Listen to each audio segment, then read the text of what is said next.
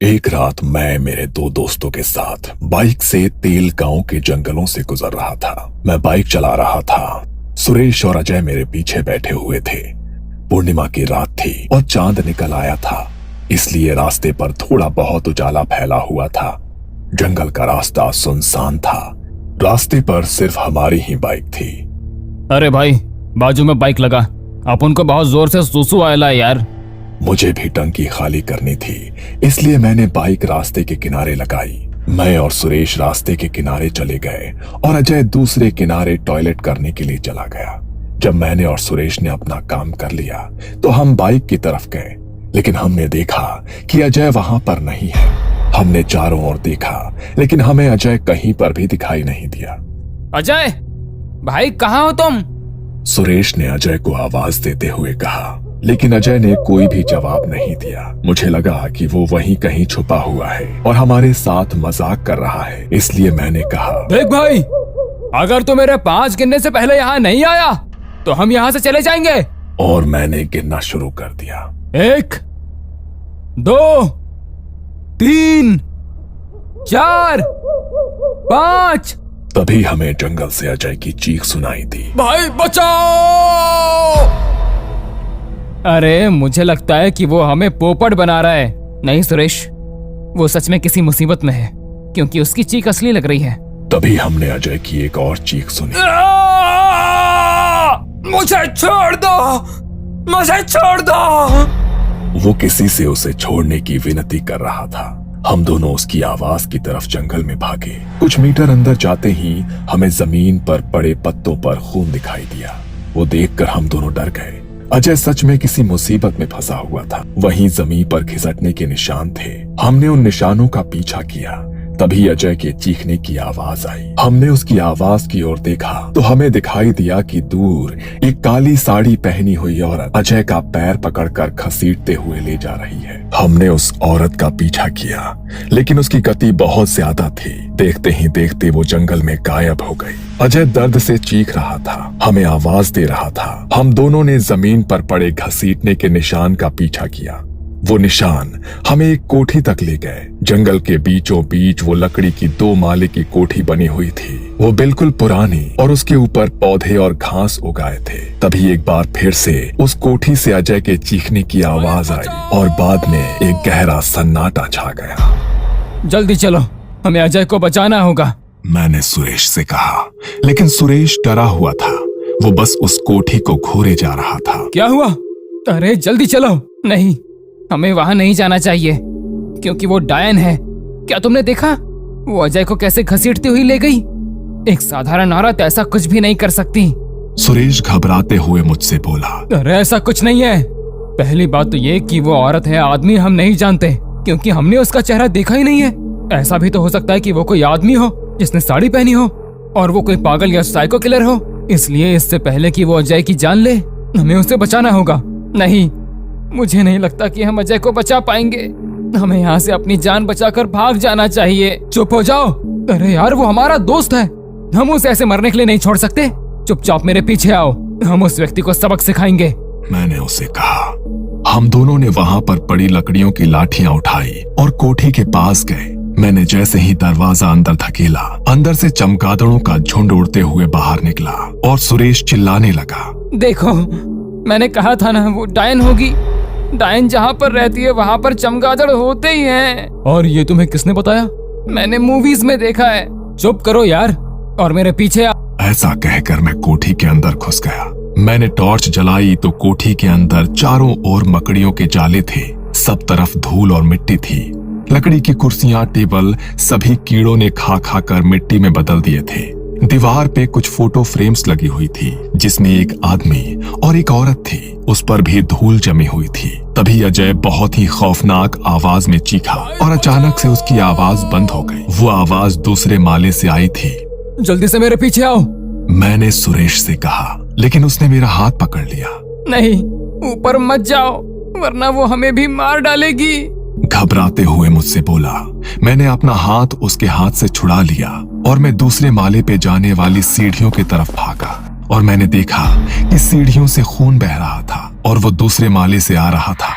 मैं घबरा गया लेकिन मुझे अजय की जान बचानी थी। खून देखकर सुरेश मुझे वहां से भाग जाने के लिए कह रहा था, लेकिन मैं अपने दोस्त को मरने के लिए नहीं छोड़ सकता था। मैं भागते हुए दूसरे माले पे गया और सामने का नजारा देखकर मेरे रोंगटे खड़े हो गए। डर के मारे मैं कांपने लगा। सुरेश तो वो भयानक मंजर देखकर चीख उठा, क्योंकि कॉरिडोर में छत से अजय की लाश लटक रही थी। उसके दोनों पैर एक काले रस्सी में बंधे हुए थे जो छत से बांधी गई थी, और उसके हाथ जमीन की तरफ लटक रहे थे, लेकिन वहां से उसका सिर गायब था। तभी हमें अजय की आवाज सुनाई दी, भाई मुझे बचाओ।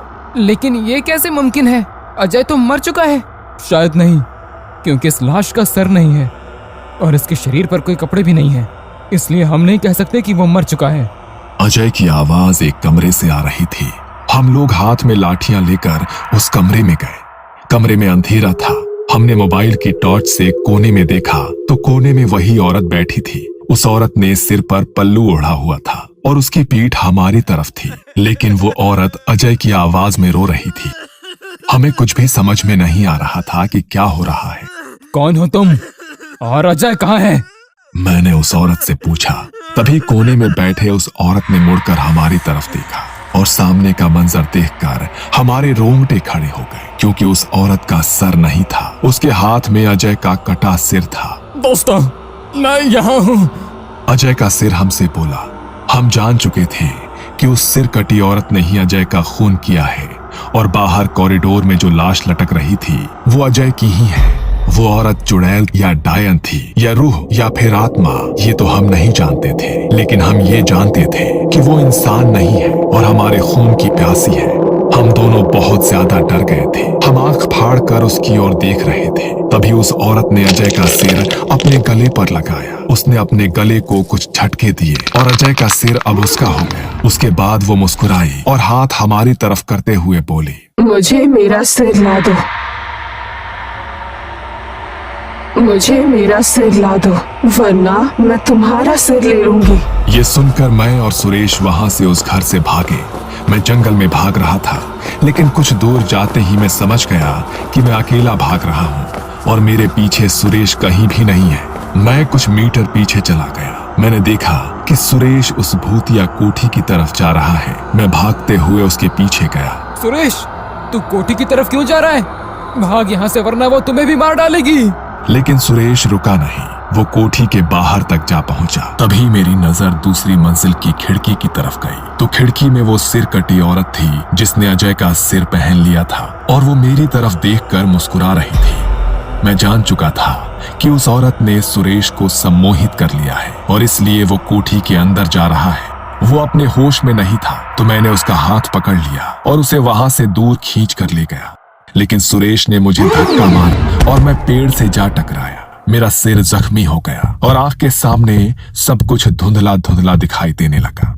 लेकिन मैंने देखा कि सुरेश उस कोठी के अंदर चला गया है। कुछ देर बाद मेरी आंखों की रोशनी ठीक हो गई और मैं सुरेश को आवाज लगाते हुए कोठी के उसी कमरे में चला गया जिसमें मैंने उस औरत को देखा था। मैंने देखा कि कमरे में सुरेश अपनी गर्दन पर एक हाथ से छुरी लगाए हुए खड़ा था और दूसरे हाथ से उसने अपने सिर के बाल को पकड़े हुए था। मेरा सिर ला दो, मुझे मेरा सिर ला दो।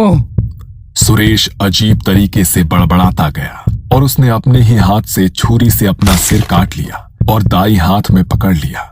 उसके धड़ से खून की पिचकारियां निकलने लगी और वो जमीन पर गिर गया। ये देखकर मेरे पैरों तले जमीन फिसल गई। क्या हुआ? डर गए? मेरे पीछे से अजय की आवाज आई। मैंने मुड़कर देखा तो खिड़की में वही सरकटी औरत बैठी थी जिसने अजय का सर पहना था। मैं वहां से भागा और दरवाजे तक पहुंचा, लेकिन मुझसे पहले ही वो दरवाजे तक पहुंच गई थी और दरवाजे के बिल्कुल सामने खड़ी थी। मैं वहां से बाहर नहीं जा सकता था। क्या चाहिए तुम्हें? क्या चाहिए? मेरा सिर, मुझे मेरा सिर ढूंढ कर ला दो, और अगर तुमने ऐसा नहीं किया तो मैं तुम्हारा सिर ले लूंगी। मैं समझ गया कि जरूर इसका किसी ने सिर काट कर खून कर दिया था और उसकी आत्मा अब उसका सिर ढूंढ रही है। अब मेरे सामने उसका सिर ढूंढने के अलावा कोई और चारा नहीं था। लेकिन मैं आपके बारे में कुछ नहीं जानता कि आपके साथ क्या हुआ था। आपका सिर ढूंढने के लिए आपको मुझे सब बताना होगा जो आपके खून के दिन हुआ था।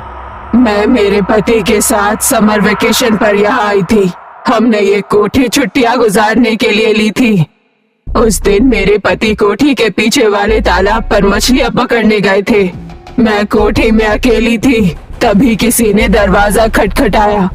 मैंने दरवाजा खोला तो दरवाजे पर कुछ 19-20 साल के 3 लड़के खड़े थे। उनके पीठ पर कैंपिंग बैग्स थी। दरवाजा खोलते ही वो तीनों मेरी तरफ देखने लगे। उनमें से एक लड़का मेरे हाथ में पानी की बोतल थमाते हुए बोला, आंटी, हम लोग जंगल में कैंपिंग के लिए आए हैं, लेकिन हमारा पानी खत्म हो गया है। क्या हमें पीने के लिए पानी मिल सकता है? वो लड़का शराब पिया हुआ था, लेकिन इंसानियत के खातिर मैंने उन्हें पानी देने का तय किया और दरवाजा आगे धकेल के किचन में पानी लेने चली गई। मैंने फ्रिज में से बोतल निकाली, तभी पीछे से किसी ने मेरा मुंह बंद कर दिया। मैं चिल्ला नहीं सकी। तभी मेरे सामने 2 लड़के आए। वो तीनों लड़के मेरे घर में घुस गए थे। उनके इरादे नेक नहीं थे, लेकिन तभी मेरे पति फिशिंग करके घर लौटे। उन लड़कों को मुझे पकड़ा हुआ देख उन्होंने उनके हाथ से पकड़ी मछली फेंक दी और उन लड़कों पे टूट पड़े, लेकिन उनमें से एक लड़के ने कैंपिंग नाइफ से उन्हें घोंप दिया। उन्होंने वहीं तड़पते हुए अपनी जान दे दी। मैंने उस लड़के के हाथ को दांतों से काटा। ये देख वो गुस्सा हो गया और उसने मुझ में चाकू से घोंप दिया। मैं फर्श पर गिर गई। वो लड़का शराब के नशे में पागल हो गया था। उसने मेरा सिर चाकू से काट डाला और मेरा कटा सिर हाथ में लिया। मैंने खुद का सिर कटा शरीर देखा और कुछ ही देर में मेरे आंखों के सामने अंधेरा छा गया। जब मेरी रूह जागी, वो अधूरी नहीं थी। मेरा शरीर बरगद के पेड़ के नीचे दफनाया गया था, लेकिन वहां पर मेरा सिर नहीं था। मेरी रूह अधूरी थी, इसलिए अधूरी रूह पूरी करने के लिए मुझे मेरा सिर चाहिए।